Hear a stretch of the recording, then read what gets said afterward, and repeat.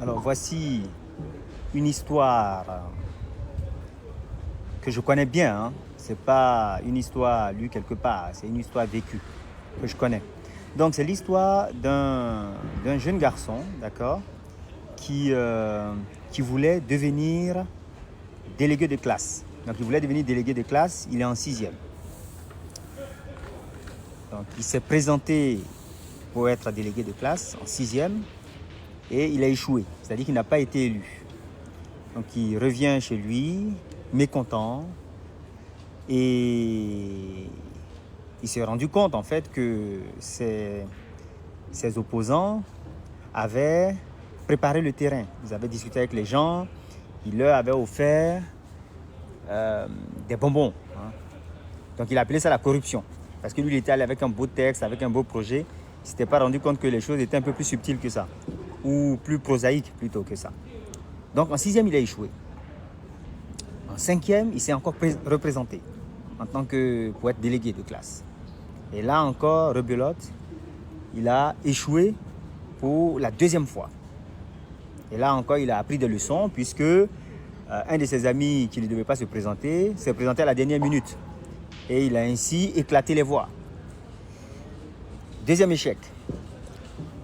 En 4e, il s'est encore représenté. Et il a encore échoué pour la 3e fois. Donc il a échoué en 6e, il a échoué en 5e et il venait d'échouer encore en 4e. Il rentre chez lui vraiment dépité, mais avec toujours la détermination de continuer à se présenter si l'occasion se reproduit. Voilà. Donc après 3 échecs, pendant qu'on pensait que tout avait pris fin et que tout était terminé, il apprend en fait que les 2 délégués qui ont été élus, donc dans cette classe de 4e, venaient de commettre des actes qui, au vu du règlement intérieur, ne permettaient pas de les garder comme délégués. C'est-à-dire qu'ils avaient commis des actes qui étaient contraires au règlement intérieur et ils ne pouvaient plus représenter leurs camarades en tant que délégués. Donc il fallait reprendre les élections. Donc les élections ont été reprises. Il s'est représenté, ce jeune homme, encore une fois. Et cette fois-ci, il a été élu.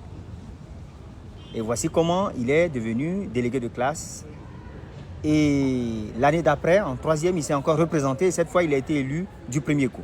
Donc ici, nous avons une histoire intéressante de détermination. Il était déterminé à devenir délégué de classe.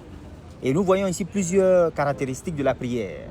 La prière, ça ne veut pas dire qu'il s'est assis pour prier, pour être délégué. Non, il voulait être délégué, donc il avait le désir.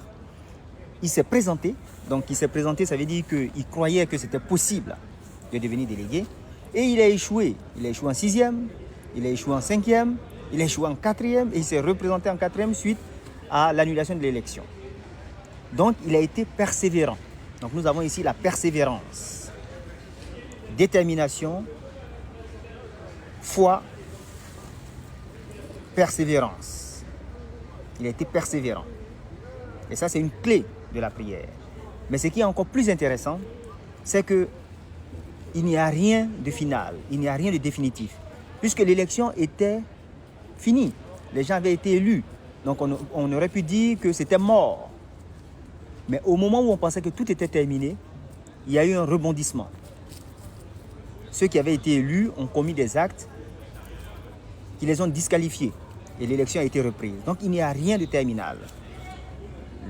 L'autre élément, l'autre leçon de cette affaire, c'est que ce n'est pas vous, ce n'est pas le jeune homme qui a poussé ses opposants à aller commettre ces actes, mais son désir est certainement à l'origine.